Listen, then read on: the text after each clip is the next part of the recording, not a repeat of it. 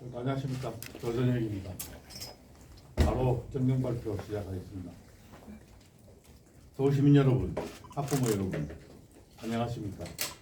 12년 만에 탄생한 중도 보수 단일 후보 조전혁입니다. 여러분, 이 선거가 왜 치러지는지는 다 아실 거로 믿습니다. 전임 조희연 교육감의 정교조 교사 불법 채용이라는 채용 비리에 따라 치러지는 선거입니다. 선거 비용이 무려 560억 원이 됩니다. 한 사람의 불법 행위로 우리 아이들의 머릿속을 채울, 그리고 교육 환경을 바꿀 소중한 시민의 세금 560억 원이 허공으로 사라졌습니다. 조희연 전임 교육감의 죄가 실로 큽니다. 조희연 서울교육 10년은 한마디로 어둠의 시기였습니다. 그의 대표적인 정책인 혁신학교와 학생인권조례 정책은 철저히 실패로 판명났습니다. 서울 학생들의 학력이 바닥을 치고 있고 교권이 무너졌습니다. 학생들의 인성 또한 추락했습니다. 교육을 평가하는 중요한 요소들 중 어느 하나 개선된 것이 없습니다. 그런데도 그들만의 용어로 소위 민주진보 진영의 단일 후보라는 분은 조희연의 비리 범죄를 옹호하고 그의 정책을 개선하겠다고 합니다. 그의 개성자 아니 아바타를 자처하고 나섰습니다. 정근석 후보는 조희연의 비리와 관련해 법을 위반한 것은 잘못이나 그 자체가 잘못은 아니다라고 감쌌습니다. 제 길을 의심했습니다. 그러니까 정 후보는 자신도 교육감이 되면 잘못이 아닌 채용 비리를 저지르겠다는 겁니까? 대놓고 불법 저지르겠다고 선언하시는 겁니까? 서울 시민을 어떻게 보고 이런 막말을 하실 수가 있습니까? 당장 사과해야 합니다. 정근식 후보는 자신이 유초중등 교육의 문외한이라는 점을 고백했습니다. 전문가에서 배워서 하겠다는 취지의 말씀도 했습니다. 1년 8개월 짧은 임기의 보궐기간 중 도대체 뭘 어떻게 배워서 하시겠다는 말씀입니까? 정 후보는 그의 경력과 전문성이 교육감 후보로서 부족하다는 지적에 대해 일제 당점하에 농촌교육과 교과서 제작 과정을 연구했다. 조선통범촌독부의 교육정책을 연구했다고 강변했습니다. 지금 일제시대 교육감 뽑는 겁니까? 하도 일제를 강조하시다 보니까 일제시대로 환생하신 걸로 착각하시는 겁니까? 서울 시민 여러분, 학부모 학생 여러분, 지난 10여년 우리는 소위 진보자폐에 실패한 교육정책으로 엄청난 고통을 겪었습니다. 또다시 10년 더한 고통의 시기를 보내시겠습니까? 서울 교육을 어둠을 넘어 암흑의 시대로 만드시겠습니까? 저 조전혁이 서울 교육을 10년 만에 정상화 시키겠습니다. 저는 평생 경제학을 공부한 경제학 교수 출신입니다. 사람들은 제게 묻습니다. 왜 경제학자가 그렇게 교육에 열중이냐고 묻습니다. 저는 교육보다 더 중요한 경제 변수가 없다고 믿습니다. 성공한 나라들을 보면 성공한 교육 제도가 뒷받침하고 있습니다. 지속적인 성장, 고성장은 반드시 좋은 교육 제도에 의해 뒷받침되고 있습니다. 그래서 저는 교육은 중요한 경제 변수라고 생각합니다. 나아가 교육은 중요한 사회 변수입니다. 어떤 사람은 가재, 붕어, 개구리처럼 살아도 된다고 이야기합니다. 그 어떤 사람이 누구인지 잘 아실 것입니다. 그러나 저는 우리 아이들 모두 다 좋은 공교육 혜택을 받고 용이 되어서 이 세계의 하늘을 훨훨 날아다녀야 된다고 생각합니다. 좋은 공교육으로 사회 계층 이동이 자유로운 나라가 사회 안정성이 높습니다. 따라서 교육은 중요한 사회 변수입니다. 마지막으로 교육보다 중요한 역사 변수가 없습니다. 개인의 성공, 가족의 성공, 기업의 성공, 나라의 성공, 인간이 만든 모든 기관이나 조직의 성공은 모두 좋은 교육이나 훈련에 의해 뒷받침됩니다. 성공한 개인사, 가족사, 기업사, 국가사의 뒤에는 성공적인 교육이 자리 잡고 있습니다. 이것이 제가 교육에 침착하는 이유입니다. 저는 서울 교육을 바로 세워 다시 한번 교육으로 흥한 나라를 만들고 싶습니다. 우리 아이들이 용이 되어 세계의 하늘을 홀홀 날아다니는 그런 나라로 만들겠습니다. 우선 서울교육을 10년 만에 정상화하겠습니다. 흔히 교육이라고 하면 지덕체를 떠올립니다. 그러나 저는 이 순서가 잘못됐다고 생각합니다. 체인지가 맞는 순서 아닌가 생각합니다. 즉, 체, 튼튼한 몸과 마음에, 인, 따뜻한 인성을 갖추고, 지혜와 지식을 쌓은 전인적 인격으로 성장시키는 것을 말합니다. 저는 서울교육에 이러한 목표를 가지고 아이들을 성장시키겠습니다. 구체적인 정책과 수단으로서 저는 우선 공교육의 품질 관리에 역점을 두겠습니다. 공교육도 서비스 산업입니다. 교육감은 공교육의 CEO입니다. CEO가 자신이 제공하는 서비스의 품질을 관리하는 것은 너무나 당연한 일입니다. 그런데 조희연 교육감 10년 동안 서울교육은 전혀 품질 관리가 되지 않았습니다. 그 결과 학력이 떨어지고 교권이 추락하고 인성이 황폐화됐습니다. 저는 교육청 산하에 학교 평가청을 신설해 학교의 교육력을 정확하게 측정하고 평가해 교육 서비스의 질을 획기적으로 개선하겠습니다. 교육감 직속 학부모의회를 신설하겠습니다. 저는 과거 학부모 권리 선언을 발표한 적이 있습니다. 학부모는 아이를 낳고 길러서 학교에 보내고 세금을 납부해 학교 재정을 부담함으로써 공교육 서비스를 공급하는 시원적 공급자입니다. 공교육 서비스는 학부모를 만족시켜야 할 의무가 있습니다. 학부모가 교육 서비스의 질을 판단할 수 있도록 많은 지표를 개발해 교육 정보를 공개하겠습니다. 학생의 권리만을 일방적으로 강조한 학생 인권 조례를 학생 권리 의무 조례로 개정하겠습니다. 이를 통해 학생들이 권리와 자유에는 반드시 책무와 의무가 따른다는 원칙을 실천하고 체화함으로써 자유민주사회의 공화시민, 문화시민으로 성장할 수 있도록 돕겠습니다. 점점 심각해지는 마약, 도박, 디지털 중독으로부터 학생들을 보호하겠습니다. 디지털 중독과 관련해서는 학생들이 학교에서만이라도 휴대폰 사용을 자제토록 하는 디지털 낄끼빠빠 정책을 적용하겠습니다. 잘 아시다시피 낄끼빠빠는 낄 때 끼고 빠질 때 빠진다는 말씀이죠. 프랑스처럼 등교시 휴대폰을 수거하고 하교시에는 휴대폰을 반환하도록 하겠습니다. 교사가 안전하고 행복해야 학생들이 역시 안전하고 행복할 수 있습니다. 교사가 권위를 가지고 학생을 지도할 수 있도록 지원을 아끼지 않겠습니다.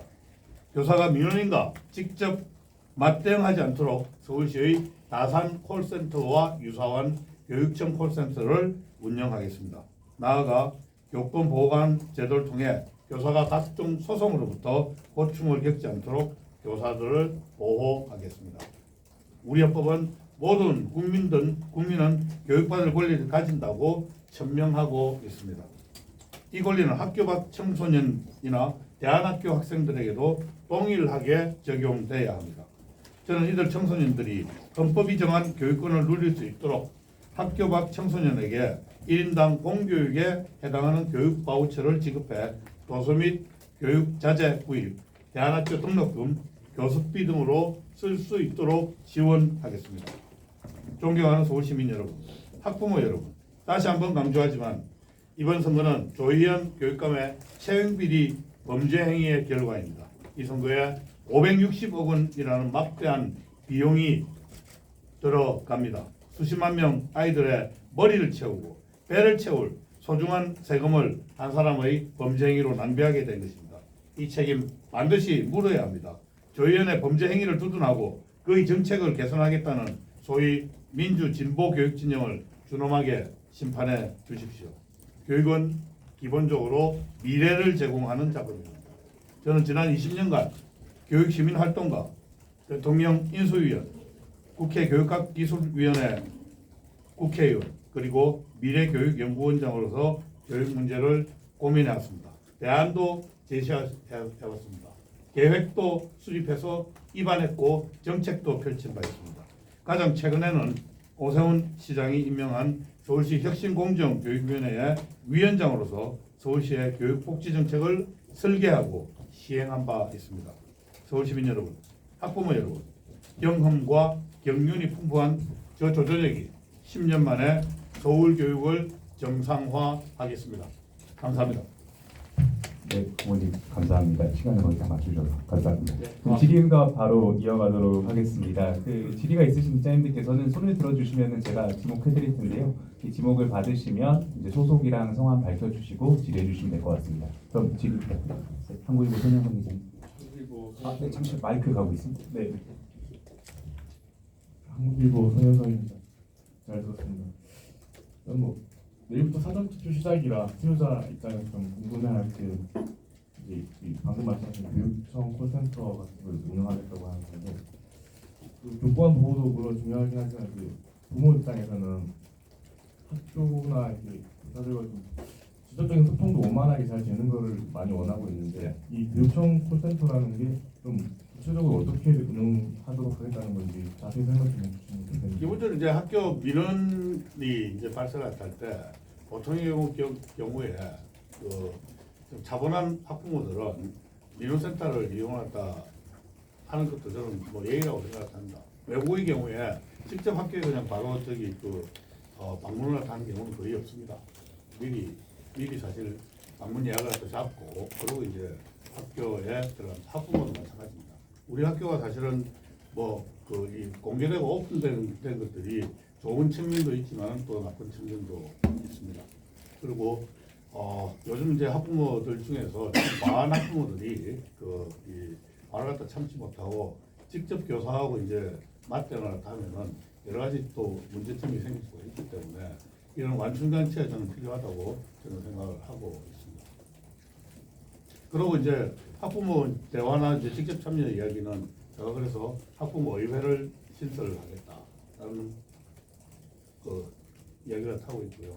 그게 아마 학부모의 많은 바람이랄까요? 학교에 대한 이 요구사항이나 이런 것들, 개선사항들은 그 학부모 의회를 통해가지고 좀 더 효율적으로, 직접적으로, 교육감이 직접 운영을 하다 합니다. 관심을 갖다 가지고 학부모의 의견들이 잘 교육정책에 반영될 수 있도록 하겠다.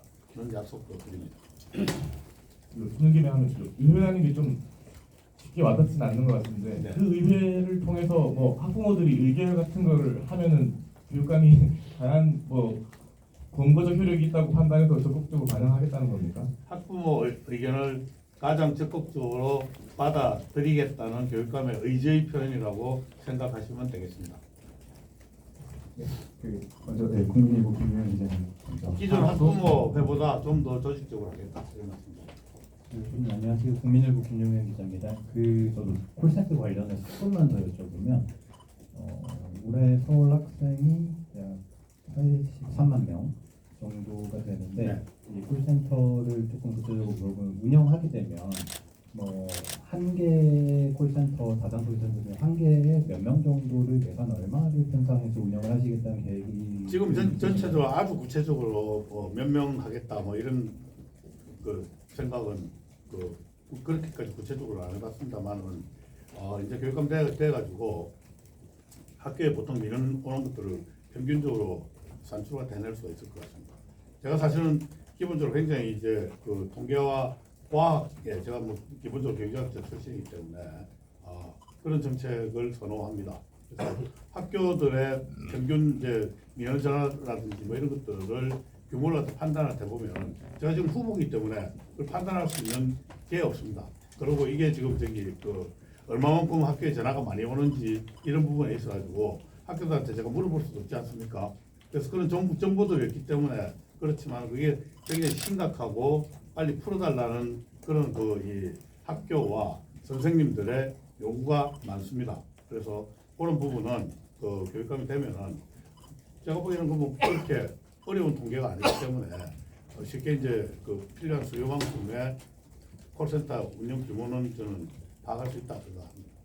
규모는 파악할 수 있지만 그것이 실현 가능한지에 대한 말씀을 좀 뭐가 실현 하지 않은 것이 이제 저한테 좀 어, 이야기가 해주시죠. 예. 한 가지 더 추가 질문을 드리면요. 네. 그 일선에서는 교권 침해와 관련해서 네. 그 일선 교사들이 직접적인 학부모를 대응한다는 것에 대한 문제점은 후보님이 잘 아시다시피 나와 있는데 네. 이것에 대한 책임을 네. 각 학교 관리자들이 조금 더 지어야 되는 것이 아닌가 네. 이렇게 저는 일선 교사들의 의견이 충분히 계속 나와 있습니다. 네. 그 관리자의 책임을 강화하는 뭐 네. 정책을 고민하고 계신 게 있는지도 궁금합니다.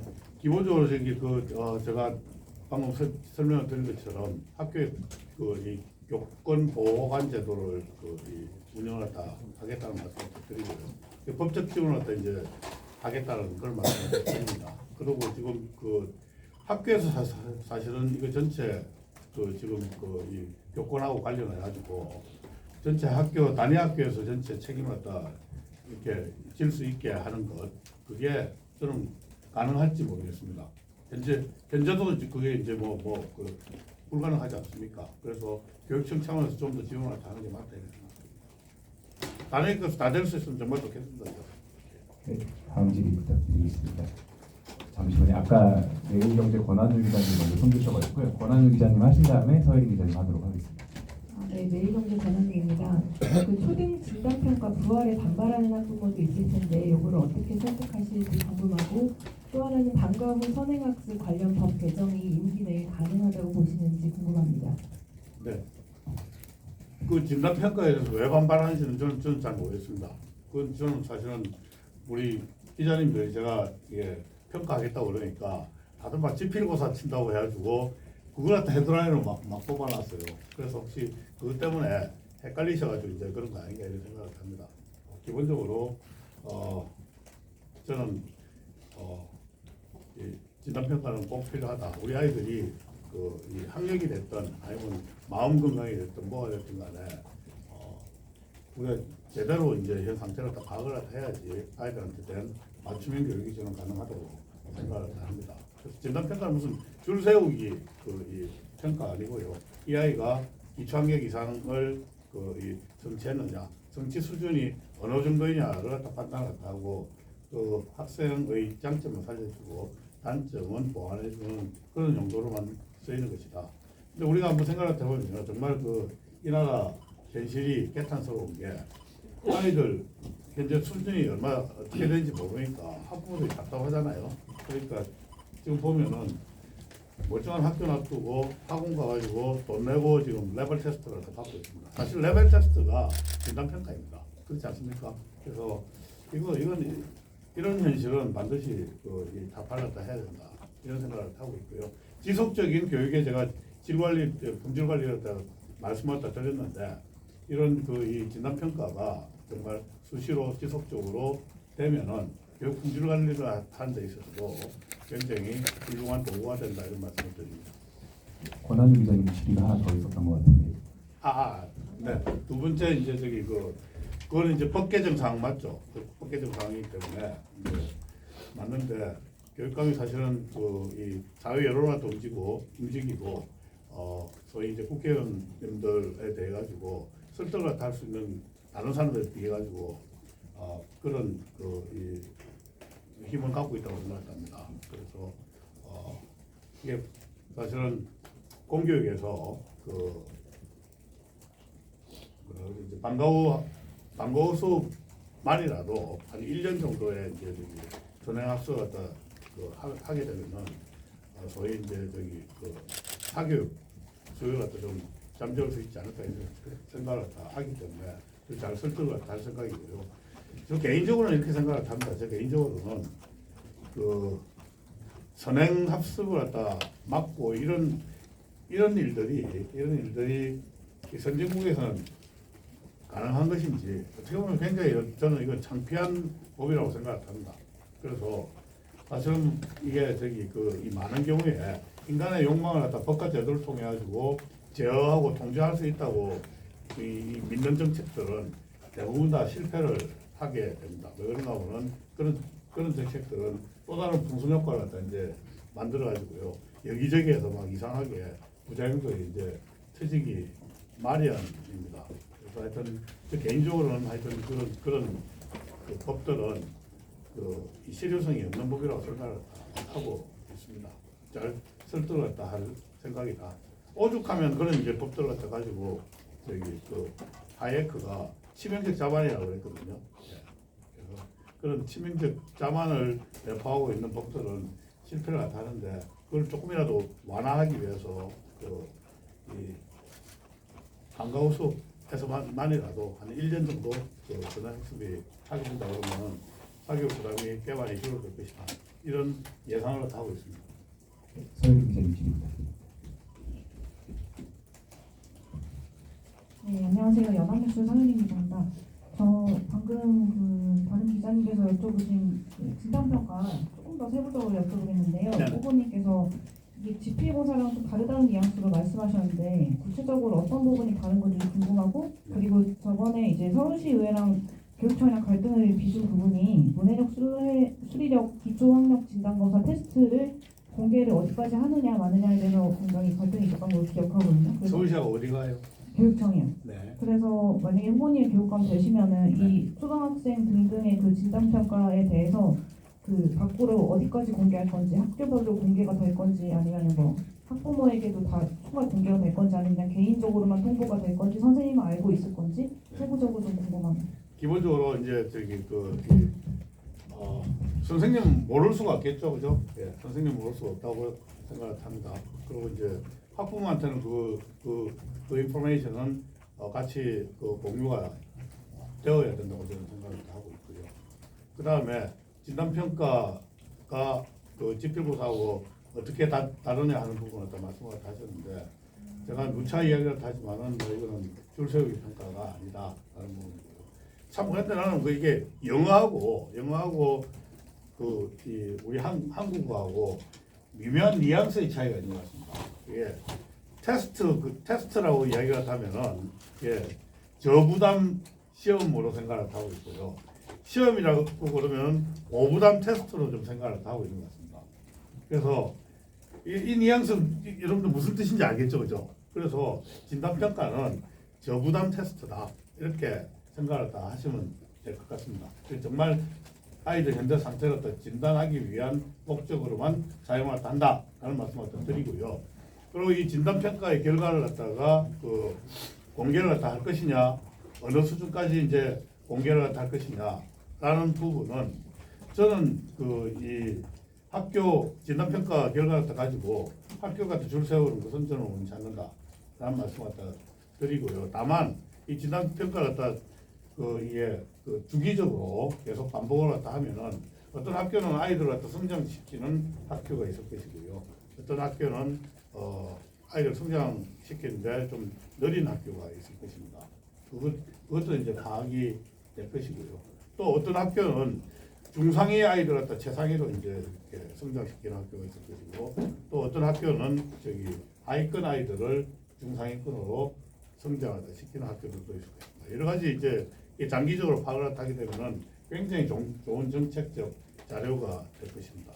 그런 것을 통해 가지고 이 진단평가 자료를 과학적인 교육 정책을 수립하는데 사용을 하겠다. 그리고 우리 아이들 맞춤형 교육을 하는데 사용하겠다는 말씀을 드리고요.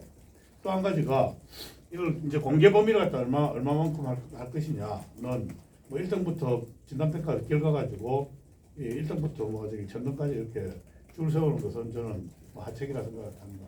만약 필요하다 그러면 최소한도 정도로 상중하 정도는 나눠서 하면은 일종의 뭐 매기 효과 같은 게 있지 않을까 이런 생각을 해요. 그러니까 하에 이제 속한 학교 같은 경우에는 뭐라 그럴까요? 뭐를 갖다 해야 할 것이고 그래서 그게 필요하다면 하겠다라는 말씀이고요. 이걸 갖다 이제 바로 공개할지 안 할지 여부는 아직 결정돼 있지 않습니다. 그러나 저 개인적으로는 많은 교육 정보는 학부모와 시민들에게 공개돼야 되는 게 맞다고 저는 생각하고 있습니다. 네, 질의 부탁드립니다. 네, 후보님 안녕하십니까. 딜라이브 이주엽 기자입니다. 학생 의무조례에 대해서 후보님의 생각을 일단 취지는 잘 알겠습니다. 근데 그 내용이 좀 궁금해서요. 네. 기존의 학생 인권조례에서 어떤 내용들을 좀 덜어내고 어떻게 바꿔나갈 것인지 아니면 어떤 것들 좀 새롭게 추가할 것인지 좀 설명 부탁드립니다. 그거는 뭐 저기 제가 말씀드리는 것보다 사실은 그 이 미국의 학생 권리 의무조례 또는 뭐 그 이제 그게 이제 좀 미국에는 교육 행정부가 따로 있거든요. 교육 행정부가 따로 있는데 사실 제가 이제 지금 생생히 기억하고 있는 게 여러분들도 기억하고 있는지 모르겠습니다. 우리나라에서 학생 인권 조례가 가장 먼저 도입된 지역이 경기도였습니다. 그 당시 이제 교육감이 김상곤 교육감이셨고요.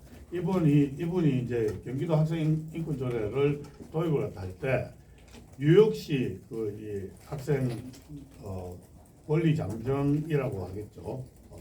권리 장전을 전범으로 삼아서 이 학생 인권 조례를 만들었다고 했습니다.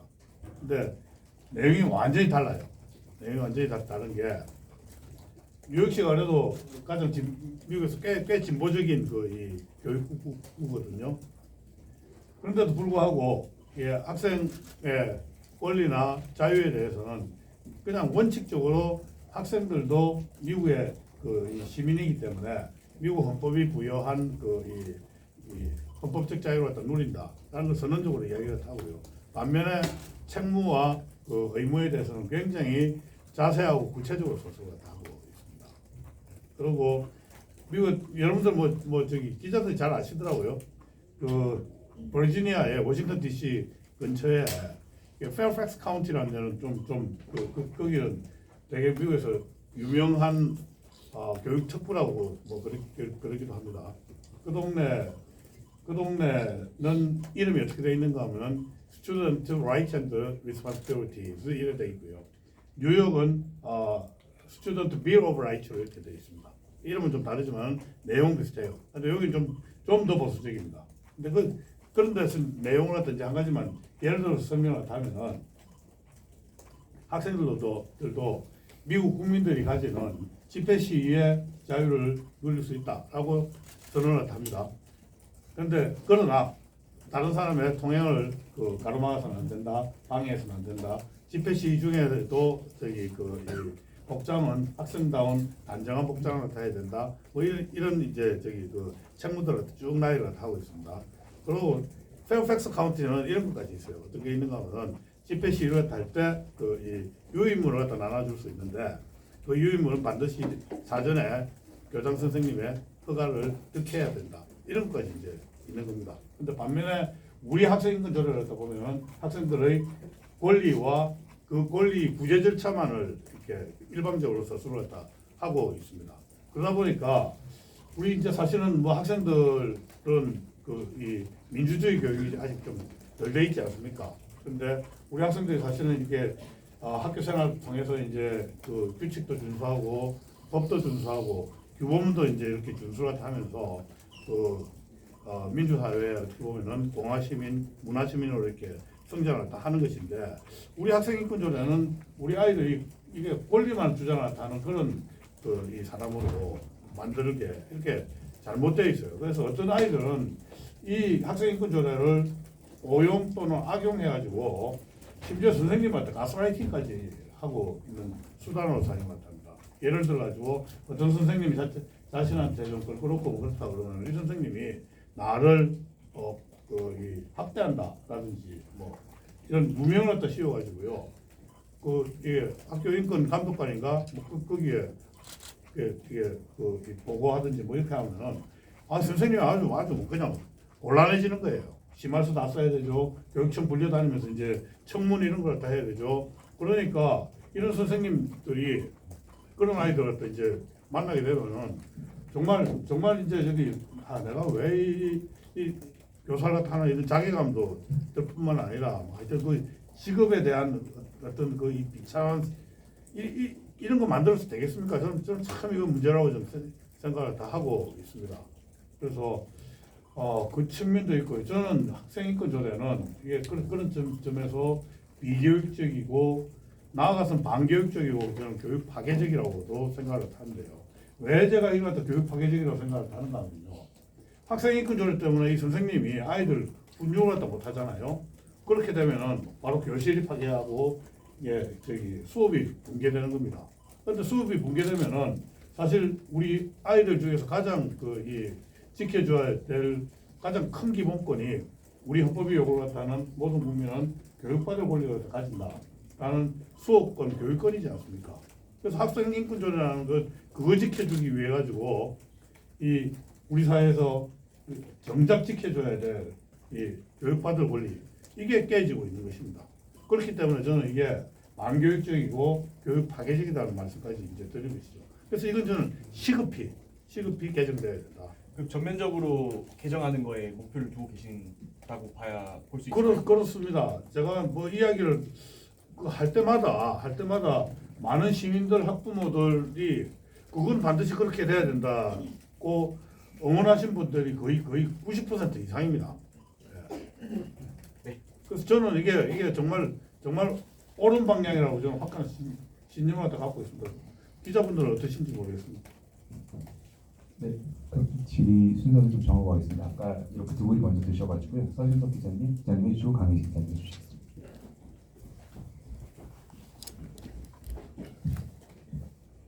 네, EBS의 서준석입니다. 말씀 잘 듣고 있는데요. 후보님이 예전부터 좀 많이 강조하시고 이번 출마 선언 기자회견이나 여러 차례 좀 인터뷰에도 강조하셨던 부분이 동성애 부분인데 이 출마 기자 선언에서는 조금 강한 표현으로 여자 사위 남자 며느리 가정의 의외의 정상적인 가정의 모습으로 교과서에 소개돼야 하냐 이 동성애 교육에 관련돼서 좀 말씀을 해주셨는데 사실 좀 찾아보면 동성애 자체에 대한 후보님의 좀 의견이나 이런 거는 찾아보기 힘들어서 동성애 교육 말고 동성애에 대한 후보님의 좀 평소 수신을 설명해 주시면 감사하겠습니다. 저요. 뭐 제가 갖고 있는 뭐 종교적 신념이나 뭐 이런 것들 갖다 저는 뭐 여기서 이야기하고 싶지는 않습니다. 그게 중요하지도 않고요. 내가 갖고 있는 개인적인 신념을 남한테 강요하는 것은 옳지 않다고 생각하고 내가 평생 투쟁해 왔던 일이 바로 그런 것의 잘못을 갖다 지적을 하고 그래서는 안 된다고 저는 얘기를 드렸습니다. 교육감의 그런 개인적인 신념을 저는 교육청 정책에 반영하지는 않겠다는 말씀을 드리고요. 다만 제가 항상 이제 주장을 하는 게 이렇습니다. 우리가 흔히 보수 교육감, 진보 교육감을 갖다 나눌 때 정치 색깔로 자꾸 나누시는 것 같아요. 그런데 저는 정치 색깔을 차치하고 저는 보수 교육감이 맞습니다. 왜 그런가 하면 내가 갖고 있는 태도의 문제 때문입니다. 그것은 어떤 이야기인가 하면요. 저는 학교 담장을 갖다 넘어오는 이 교육 콘텐츠는 반드시 사회적으로 합의되고 또 합의된 그 내용만 학교 담장을 넘어야 된다고 믿는 사람입니다. 그리고 또 이 학교 담장을 넘는 교육 콘텐츠는 이론적으로나 경험적으로나 과학적으로 검증되고 또 검증된 내용만이 넘어와야 된다고 저는 믿는 사람이고요. 교육감은 그렇지 않은 내용들이 학교 담장을 넘어온 것을 막을 의무가 저는 있다고 생각을 하는 겁니다. 그래서 동성애 관련해가지고 제 의견이 중요한 것이 아니고 제 종교적 믿음이 중요한 것이 아니고 우리 사회에서 아직 그런 페미니즘 교육, 동성애 교육 뭐 이런 것들이 합의되었느냐? 저는 합의되지 않았다고 생각을 하고 많은 사람들이 그 부분에 있어가지고 학부모들도 그건 전혀 합의되지 않았다라는 의견을 갖다 표시를 하는 거죠. 반면에 진짜 진보 교육감들은 이런 생각을 다 갖고 있는 것이죠.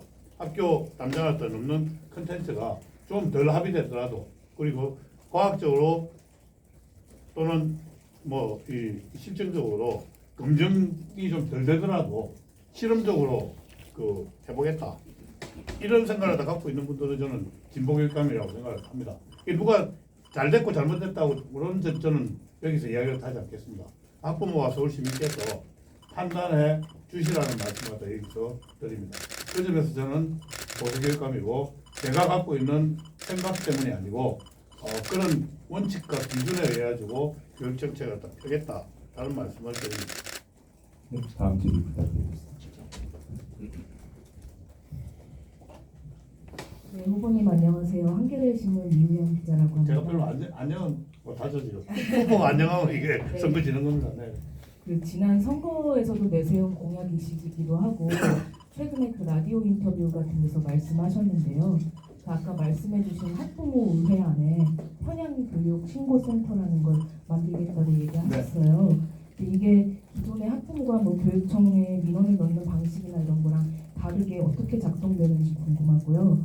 그리고 이런 별도의 신고센터를 설치해야 되는 이유에 대해서 좌파 편향 교육 때문이라고 말씀을 하셨거든요. 네. 그러면 그 예시로 생각하고 계신 최근 사례들이 있는지 궁금하고 네. 거꾸로 그런 우파 편향 교육이라는 것도 있다고 생각하시는지 궁금합니다.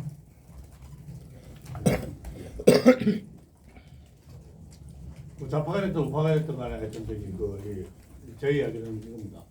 방금 제가 이제 질문에 대답한 거하고 이제 똑같은 선상에서 보시면 될 것 같습니다. 어찌됐든 간에 그게 좌파 생각이든 우파 생각이든 관계없이 우리 사회적으로 합의되지 않은 것들, 우리 사회적으로 검증되지 않은 것들이 저는 학교 문턱을 갖다 넘어서는 안 된다. 그래서 그런 것도 이제 학부모 불만까지 이어질 경우에는 거기에 대해서는 교육청이 반드시 저는 개입해야 된다고 생각을 하고 있는 거예요. 그래서 그게 좌파가 됐든 우파가 됐든 편향 교육을 갖다 하는 거에 대해서 그리고 자기의 정치적 이념을 우리 아이들한테 이 갇혀지고 폐쇄된 공간 교실 안에서 남용을 갖다 하는 것은 저는 아동 학대죄에 해당한다고 저는 생각을 해요. 그래서 그런 부분만큼은 저는 일벌백계 하겠다는 말씀을 드립니다. 그 사회적으로 합의됐다는 기준이 좀 어떤 건지 들을 수 있을까요? 그건 상식적으로 판단하시기 바랍니다. 네. 안녕하세요. BTV 뉴스 강혜진 기자입니다. 좀 분위기 바꿔서요. 아까 후보님이 휴대폰을 없는 학교로 만들겠다 하셨는데 이게 지금 현실적으로 가보면은 학교장의 재량으로 어떤 학교는 휴대폰을 수거하고 또 어떤 학교는 그냥 수거하지 않고 있는 이런 시스템입니다. 초중고 전면으로 다 휴대폰 수거에 대한 어떤 정책을 어떻게 이걸 좀 불만도 있을 것 같거든요. 네. 거기에 대한 의견 수렴이나 소통 과정을 어떻게 할 것인지 궁금하고 네. 더불어서 휴대폰이 수거되면 또 요즘에 AI 수업도 내년부터 이제 도입이 되지 않습니까? 교육부 정책에 관한 학부모들의 교사들의 또 반발도 있습니다. 네. 교육부 장관은 뭐 교육혁명이라고 하셨지만 오히려 반란을 우려해서 여기에 대한 적응도가 지금 안 되는 학생들도 있거든요. 특히 서울 학생 인구가 많으니까 여기에 대해서 디지털 교육에 대한 이제 교육 정책을 어떤 식으로 좀 전환하고 싶으신지. 네. 저는 우선은 기본 원칙 자체는 이제 학교에서만이라도 아이들이 휴대폰으로 좀부터 해방시키겠다 이런 뜻 말씀을 좀 드리고요. 그리고 거기에 단서가 붙는 거예요. 단서가 붙는 게 꼭 필요한 경우가 아니면 하여튼 휴대폰을 다 수거를 하겠다는 경우가 또 이제 그 앞에 이제 그 전제가 있는 것입니다. 근데 휴대폰을 갖다 가지고 수업에 꼭 필요한 경우에는 휴대폰 사용을 갖다 저는 뭐 할 수 있다고 생각합니다. 근데 휴대폰은 아니고 학교에 이미 디지털 기기들이 충분히 있습니다. 그래서 학교에 있는 그 디지털 기기들을 갖다 활용을 갖다 하면 되는 것입니다. 수업에는.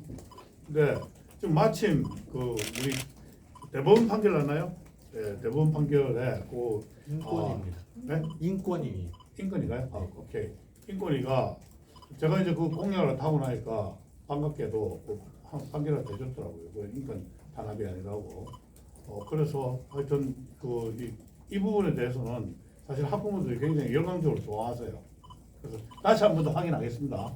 그러나 하여튼 제가 공약을 내세웠고 그 공약이기 때문에 저는 뭐 무조건 우격 따짐으로 내가 하겠다. 이런 생각 전혀 없습니다. 한 번 더 확인하겠습니다. 학부모들 저는 기본적으로 이제 학부모가 정말 진정한 교육의 주권자라고 생각을 하거든요. 그래서 학부모 의견들을 다시 한 번 더 물어가지고 하겠다. 그러나 제가 접한 많은 학부모들은 그거 좋은 정책이다. 뭐 제가 보기엔 우리보다 인권의식이 더 뛰어난 프랑스에서조차 지금 이 일을 하는데 아무 문제가 없습니다. 그래서 아마 학부모들이 그렇게 하겠다 그러면 더 환영해 주실 거라고 생각합니다. 디지털 기기 수업에 대한 전환점은 어떤 건가요? 네? 디지털 기기 수업이요. 아니 그러니까 저는 뭐 이렇게 생각을 해요. 이게 기술이 세상을 다 바꾸지 않습니까? 근데 이게 이 기술이 바꾸가는 세상에 어떻게 보면은 처음에는 이제 이 논란이 항상 있을 것 같죠. 근데 중요한 것은 그런 전환기에 있어가지고 이제 일어난 여러 가지 혼란 이런 것들 갖다가 좀 더 저기 이 신축적으로 대응하다 하고 그리고 이 여러 가지 이제 부작용 이런 걸 좀 최소화하고 장점 취하는 게 필요하다고 생각을 해요. 그리고 이제 교육부 장관이 뭐 이야기가 다는 그 AI 교과서 관련해서는 저는 이렇게 생각합니다. 그 양반은 지금 단계적으로 이걸 도입을 다 하겠다고 그러고 그 단계에서 지금 1년 기간을 이렇게 지금 두고 있는데 저는 이걸 갖다 그냥 시범 사업이라고 그 간주로 할 생각입니다. 그리고 시범 사업은 굳이 뭐 꼭꼭 이게 1년일 필요는 없다. 그래서 속도가 너무 빠르다고 생각을 할 경우에는 2년 3년이면 저는 어떤가 이런 생각을 하고 있습니다. 그래서 교육감으로서 실제 현장에서 부딪히는 그런 그 여러 가지 이 것들을 갖다가 자세히 잘 관찰을 갖다 해가지고 이행 과정에 있어가지고 이게 뭐라 그래야 되나 하여튼 소프트하게 랜딩할 수 있도록 마침 비행기가 이게 착륙이나 이륙을 할 때 소프트하게 가는 게 좋지 않겠습니까? 충격을 최소화하는 방향으로 하겠다 이런 말씀을 드립니다. 네, 추가 질문. 김범주 기자. 뉴스핀 김범주 기자입니다. 일단 후보님 그 정책이 약간 학교를 변화할 수 있는 정책들도 많이 눈에 띄는 정책들이 많이 보이는데요. 학교 평가청이 저는 좀 눈에 띄었어요. 네. 학교 평가청을 현재 지금 어떤 식으로 구성할 계획을 가지고 이거를 내셨는지 일단 궁금하고, 이게 이제 학교 평가청이라는 게 자칫 교사에 대한 평가로 비춰질 수 있는 그런 오해 소지도 충분히 있다라고 저는 생각을 하거든요. 그게 왜 오해인가요? 그러니까 일단 교사는 평가하면 안 됩니까? 그러니까 이제 그런 것들 다 토탈해가지고 말씀 한번 좀 부탁드리겠습니다. 저는 뭐 이렇게 생각합니다. 교사 한 분 한 분을 갖다 평가하는 것은 저는 되게 힘들다고 생각해요. 이거는 뭐 사실은 우리 사회가 얼마만큼 이제 이 과학적으로 데이터를 장기간 이렇게 축적을 하느냐 이런 문제하고 관련된다고 생각을 합니다. 그래서 교사 평가를 갖다 내가 하고 싶어도 저는 그 데이터가 부족한데 어떻게 평가를 하겠습니까? 그래서 그런 걱정을 혹시 갖고 있다 그러면은 그 걱정은 안 하셔도 된다. 왜 그런가 하면은 못 하거든요, 제가. 네. 그렇지 않습니까? 하여튼 그런 측면이 있다는 걸 갖다 솔직히 말씀하다 드리고요. 다만 이제 뭐 학교 평가청 같은 경우는 우리 이제 학부모들이나 학생들이 그 다양한 관점에서 이제 학교에 요구하는 것들이 있을 것입니다. 그래서 그런 요구들을 더 확실히 반영을 하겠다라는 말씀을 드리고요. 뭐 좀 시시한 예 같지만은 여러분들 이거 한번 상상을 해보십시오. 이 학교 급식이잖아요. 네? 우리 아이들 먹는 학교 급식 이걸 갖다가 정기적으로 이제 아이들한테 만족도 조사를 했다고 생각을 합니다. 난리 날 겁니다, 그죠? 예. 만족도 조사해가지고 아이들 만족도 좋은 학교 상, 중, 하 이 정도만 나눠줘도 하에 이제 속한 학교는 학교 급식 질 개선하다 하기 위해 가지고 엄청나게 노력을 다 할 것입니다. 그래서 하여튼 이런 식의 평가를 다 하겠다는 얘기예요. 예.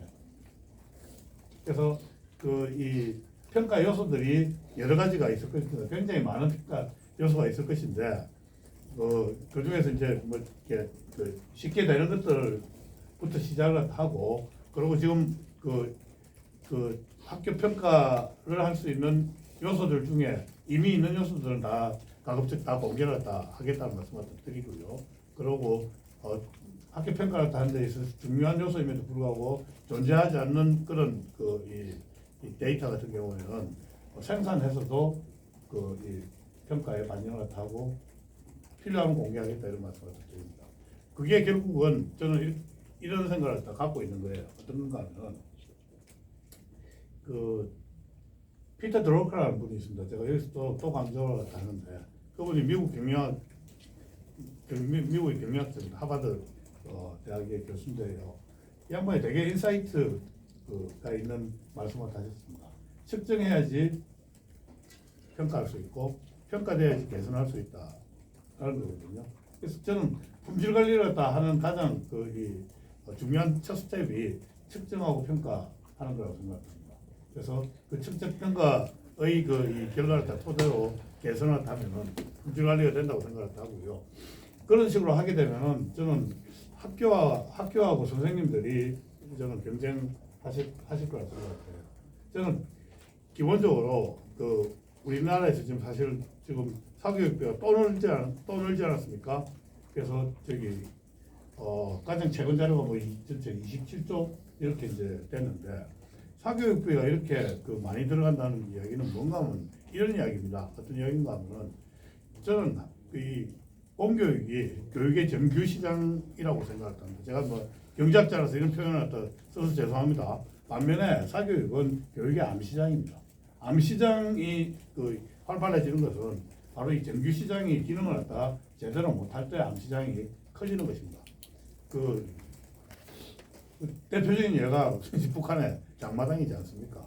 그래서 우리가 언제까지 이런 이 대한민국 교육 시장을 북한 장마당 시장처럼 만들어서 되겠습니까? 그래서 이 정규 시장을 갖다 키워야 되는데 사교육하고 그러려고 그러면은 경쟁력이 더 있어야 되잖아요. 근데 저는 이거는 뭐 저기 역사상 만고불변의 진리는 뭔가 하면은 경쟁이 경쟁력을 갖다 만든 겁니다. 여러분들 여기 기자님들 다 사실은 훌륭한 기자님들인데 여러분들이 훌륭한 기사를 갖다 쓸 수 있는 것은 기자들끼리 또 신문사끼리 경쟁을 갖다 하시기 때문에 훌륭한 기사를 갖다 쓰시지 않습니까? 그래서 제가 이 학교 평가책 만들어가지고 이 각종 지표나 뭐 이런 것들을 필요한 공개를 갖다 하고 그걸 통해서 이제 질 관리를 다 하겠다는 이야기는 학교와 선생님들이 경쟁하겠다. 지금은 경쟁의 부담이 오롯이 학생과 학부모한테만 지금 뒤집어 씌워져 있는 것입니다. 이건 정말 나쁜 경쟁입니다. 정말 좋은 경쟁은 우리 아이들과 학부모들을 만족시키기 위해서 학교가 경쟁하고 선생님들이 경쟁하는 거 아니겠습니까? 제가 그런 토대를 갖다 만들겠다 이런 말씀드립니다. 네, 시간 관계상 두세 분 정도 더 받을 예정인데요. 서울시민 김지희. 네, 안녕하세요. 서울신문 김지혜 기자라고 합니다. 조금 구체적으로 명확하게 하고 싶은 게, 그러니까 네. 전수 지금 평가원에서 하고 있는 맞춤형하고 성수 평가가 있잖아요. 그거를 좀 전학년 전수 조사를 생각하시는 건지 아까 말씀하신 어떤 네. 진단 평가의 확대. 그렇다면 이게 필요하다면 방금 어떤 공개 원칙을 큰 틀에서 가지고 계신 것 같은데, 그럼 이게 필요하다면은 좀 학부모를 포함한 대회도 공개를 할 생각이 큰 틀에서 있으신 건지 그게 첫 번째로 좀 명확히 하고 싶고요. 두 번째는 교육감 선거 나오시고 나서 인터뷰 하신 내용을 보면은 어쨌든 교육감 자체는 지자체장 임명이 맞다. 그러니까 교육감 선거보다는 직선제 좀 반대하시는 의견을 내비치셨는데 어떻게 보면 조금 선거에 나오신 후보님으로서는 아이러니하게 보일 수도 있고. 제가 정직해서 그래요. 그리고 이제 정부 여당도 이쪽으로 조금 가닥을 잡고 있는 것 같아서. 그런데 지금 제 생각하고 완전히 달라요. 그러면 이 뭐 부분에 대해서는 러닝메이트 하겠다고 이야기하고 있잖아요. 그럼 이 부분은 논의하실 생각이 있는지 어떤 점이 다르신지 좀 설명을 좀 알겠습니다. 부탁드립니다. 우선 뒤에 것부터 먼저 말씀드릴까요? 네. 예. 교육감한테 직선제로 뽑는 나라가 사실 거의 없습니다. 많이 없고요. 그 다음에 교육감을 러닝메이트로 하는 데는 더 없습니다.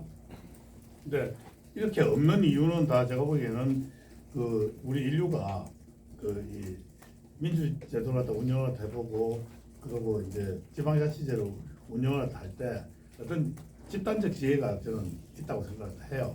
예. 그래서 하여튼 없는 데는 다 그런 이유가 있는 것이고요. 제가 이런 거 있을 때마다 저는 굉장히 좀 단순화해가지고 사람들한테 설명을 합니다. 지방자치제 왜 하냐 물어보면은 이거는 뭐 정답이 딱 하나밖에 없습니다. 우리 동네 살기 좋게 하기 위해서. 우리 기자님 성함이 어떻게 생각하셨죠? 김지혜라고 합니다. 김지혜 기자. 네. 김지혜 기자님한테 제가 여쭤봐요. 김지혜 기자님 동네 살기 좋아요? 이제 물어보면은 제일 첫 번째 나오는 대답이 뭐일 것 같습니까? 우리 동네 살기 좋아. 우리 동네는 여자들과 애들이 한밤중에 나가도 안전해. 치안 안 좋은 동네가 좋은 동네일 수가 없습니다. 살기 좋은 동네가. 그죠? 치안이 항상 제일 먼저 나옵니다. 그 다음에 나오는 것이 우리 동네 살기 좋지. 우리 동네 애들 키우기 좋고 학교 좋아. 이게 두 번째로 항상 나오고요. 그 다음에는 뭐 어떤 이야기를 하는 거면 뭐 교통 좋으니 문화시설 좋으니 뭐가 좋으니가 이게 사실 다양한 그 이 사람들 취향에 따라서 소수 의견으로 나옵니다. 그럼 지방자치의 가장 중요한 두 가지 핵심 기능이 무엇이냐? 바로 취향과 교육입니다. 그러다 보니까 이거는 지방자치단체장이 책임을 갖다 지게 하고 있는 것이거든요. 그래서 치안 책임자, 교육 책임자를 지방자치단체장이 보통 임명합니다. 잘 아시겠지만은 여러분들 그 옛날에 그 미셸 리 교육감이라고 한국계 교육감 유명한 교육감 들어본 적 있죠? 워싱턴 DC의 교육감이셨는데 이 양반 워싱턴 DC 시장이 임명한 교육감입니다. 그래서 주로 임명을 갖다 많이 한다. 그리고 임명을 하게 되면은 극자나 거구가 저기 쓸 자리가 없습니다. 교육에 있어가지고. 왜 그런가 하면은 그 지방자치단체장이 잘못 임명을 갖다 하면은 그 책임을 갖다 오롯이 자기가 이제 쓰기 때문에 적어도 이제 뭐 저기 약간 중도 진보, 중도 우파 정도에서 이게 상식에 맞춘 교육 정책을 아마 할 것이다. 그래서 오히려 이게 정치적으로도 훨씬 더 덜 편향된 사람이 제가 보기에 당선될 것이다. 이런 말씀을 드리고요. 정말로 이 교육감 직선제는 정말 이게 위선적인 선거입니다. 이 선거는 정치의 그냥 핵심이고 요체 그 정치행위 그 자체지 않습니까? 그런데 그거 하면서 무슨 뭐 저기 정치로부터 중립해라는 이야기는 그 말도 안 되는 소리예요. 그래서 저는 이제 이 좀 위선 이거는 좀 걷어치우자. 예? 우리 국민들이 언제까지 이 위선적인 제도를 다 하겠느냐. 그리고 사실 내가 이게 그 교육감 직선 제도는 똘똘 뭉친 소수들이 유리하게 돼 있거든요. 그건 전 민심도 좀 왜곡을 한다 이렇게 생각을 하고. 자, 그다음에 그 학업 성취도 평가 문제 말씀하셨는데 이게 원래는 전수조사였거든요. 그런데 문재인 정부 들어서면서 이게 3% 표준평가로 바뀌었는데 표준평가를 해가지고는 아이들 개개인의 실력이 어떻게 되는지 모르는 거예요. 그래서 이거 정말 심각한 문제다. 우리가 맨날 이야기는 뭔가 하면 모두 다들 나서가지고 아이들 맞춤형으로 무슨 교육 갖다 해주겠다고 다들 말로는 떠들면서 그거 할 수 있는 환경은 전부 다 없애놔놓고 하자는 게 이게 말이 되는 겁니까? 저는 그래서 이거는 점수평가를 다 하고 정말 우리 아이들 하나하나 어떤 이 상태에 있고 장점 뭐고 단점 뭔지를 다 파악을 하는 게 중요하다. 그리고 그 뭐 학업 성취도 평가 하나만 가지고 되겠습니까? 여러 가지 이제 다양한 진단 평가가 중요하다고 저는 생각을 해요. 그래서 평가 전성기를 좀 만들어야 된다 이런 생각을 합니다. 요즘 보면 왜 저기 그 병원에 가도 이렇게 진맥도 하고 이것도 하고 뭐 저기 CT, MRI 다 하지 않습니까? 제가 이제 교육감이 되면은 저는 의사로 이제 저기 비유하자면은 CT나 MRI 교육하면 되겠다 이런 말씀드립니다. 아이고 말 되네. 죄송합니다. 지금 정인수 기자님 손들어 주셨는데 이렇게 딱 두 분 받고 마무리하도록 하겠습니다. 네. 진단평가가 단순한 등대부터 아니라면 이제 좀 모자란 평균보다 모자라거나 아니면 절대 기준 대비 조금 모자란 학교들에 대한 지원이 필요할 텐데요. 그렇습니다. 그런 지원책은 좀 어떻게 고민하고 계신지 궁금합니다. 그걸 당연히 저는 필요하다고 생각하고요. 어떤 선생님들이 뭐 실력 있는 선생님인지는 모르겠지만은 그걸 파악할 방법이 있다 그러면 좀 실력 있는 선생님 그리고 실력 있는 유능한 교장 선생님을 우선적으로 배치하는 게 저는 중요하다고 생각을 합니다. 그리고 우리 아이들 이 단점, 장점 뭐 이런 것들 관련해 가지고 교육청 예산이 필요하다 그러면 좀 또 특수한 예산을 다 하겠다. 사실 혁신학교에 들어가는 이상한 예산들만 좀 제작해도 저는 충분히 그건 가능하다고 생각을 하고요.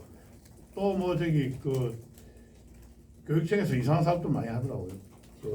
옛날에 저 누군가요? 박원순 시장 계실 때 서울시에서 보니까 서울시에 무슨 마을 공동체 뭐 이런 거 하면서 막 돈을 갖다 쓰던데 이게 교육청에는 마을 교육 공동체라는 사업이 있더라고요. 그래서 그런 사업들에 들어간 돈이 얼마인지도 좀 체크를 해보고 그런 것들이 정말 생산적인 교육 활동에 쓰일 수 있도록 제가 이 물기를 갖다 트겠다 이런 말씀을 드립니다. 네, 그럼 마지막 질의로 하고 후보님 마무리 바라겠습니다. 네. 그 학폭 논란이 있었는데 학폭 논란이 네네네. 그게 지금 뭐 상대 후보에서도 나오고 있는데 네. 그 후보님의 해명이 또 논란이 되기도 하는 것 같아요. 네. 이 자리에서 과거에 어떤 일이 있었고 그 지금은 어떤 입장이신지 좀 명확한 설명 부탁드립니다. 그런데 제가 그러면 저는 충분히 설명을 다 했다고 생각을 합니다. 충분히 설명을 다 했다고 생각했다고 그걸 이제 뭐 저기 그 학폭이라고 자꾸 이야기를 하는데 그 학폭이라는 게 뭐 지속적으로 그리고 반복적으로 괴롭히는 걸 학폭이라고 그러지 않습니까? 내가 그렇게 못한 사람 아니에요. 예. 그건 그 청소년기에 있었던 다툼이었고 그리고 이제 사고였다 그런 말씀 갖다 드리고요. 그 이제 경험을 갖다 통해 가지고 저는 또 오히려 인간적으로 성숙하고 성장했다라고 생각을 합니다. 47년 제가 청소년기에 있었던 뭐 잘못이라면 잘못이고 충분히 뉘우쳤고 이제 그 친구하고는 또 화해를 갖다 다 한 상태였거든요. 뭐 대학 갔을 때 이제 같은 저기 그 친구는 뭐 정형외과 나는 이제 경제학과 같은 단과대 수업도 같이 하고 그래서 전혀 뭐 아무 문제도 없었습니다. 없고 저는 그렇다고 생각합니다. 그런 경험들 잘못을 갖다 뉘우치고 반성을 하고 거기에 걸맞는 벌을 갖다 받고 하면서 인간적으로도 성장을 하고 그게 저는 교육이 필요한 이유라고 생각을 하고 있습니다. 그런 점에서 오히려 저 같은 사람이 그런 학생들에 대한 정책을 갖다 세우고 하는데 제 경험 이런 것들이 우리 아이들에게 도움이 될 것이다. 이렇게 뭐 또 거꾸로도 믿어주셨으면 좋겠다 이런 말씀드립니다. 네, 그럼 질의응답은 이렇게 마칠 예정이고요. 후보님 마무리 발언 2분 정도로 짧게 부탁드립니다. 근데 뭐 제가 갖고 있는 여러 가지 교육 정책이라든지 저 철학에 대해 가지고 충분히 이야기가 됐는지 모르겠습니다. 서울교육 10년 제가 암흑이라고 자꾸 이야기를 하는데 정말 그 교육의 어떤 측면을 갖다 보더라도 개선된 개정을 하고 보이지 않고 있습니다. 학력은 학력대로 떨어지고 선생님 교권은 교권대로 추억해가지고 교실이 붕괴되고 수업이 붕괴됐습니다. 학생들의 인권이 지켜지는 것이 아니고 학생들의 인권이 오히려 더 취약해졌습니다. 가장 지켜져야 될 우리 학생들의 교육받을 권리가 침해당하고 무너져 버렸습니다. 게다가 좀 더 이제 가슴이 아픈 일은 지난 10년 동안 우리 10대 학생들의 자살률이 2배로 증가를 했습니다. 이런 것들 교육청에서 좀 더 따뜻한 이 마음을 가지고 우리 아이들 상태를 갖다 제대로 진단을 하고 제가 이제 진단 평가를 한다 그러니까 전부 관심은 어디에 가 있는가 뭐 학력 진단에만 가 있는데요. 저는 그렇게 하지 않겠습니다.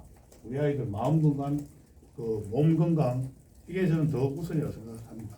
그렇기 때문에 제가 체인지 교육이라는 이 화두를 갖다 들고 나온 것입니다.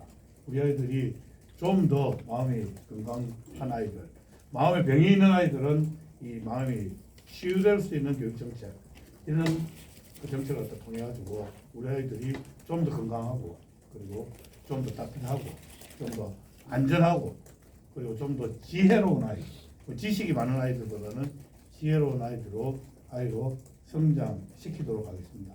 또 한 가지가 제가 제 개인적인 경험도 있지만은 자유와 그 권리에는 책임과 책무가 따른다는 것을 충분히 이 학교를 다니면서 교칙도 지키고 규칙도 지키면서 체화하고 혹시 잘못되는 친구가 있으면 반성도 하게 하고 따뜻하게 이끌어서 우리 이 아이들이 민주사회의 공화시민 그리고 문화시민으로 성장할 수 있도록 지원하겠습니다. 이 정도로 말씀드리겠습니다. 감사합니다. 네, 후보님 고생 많으셨습니다. 네, 조정혁 후보님.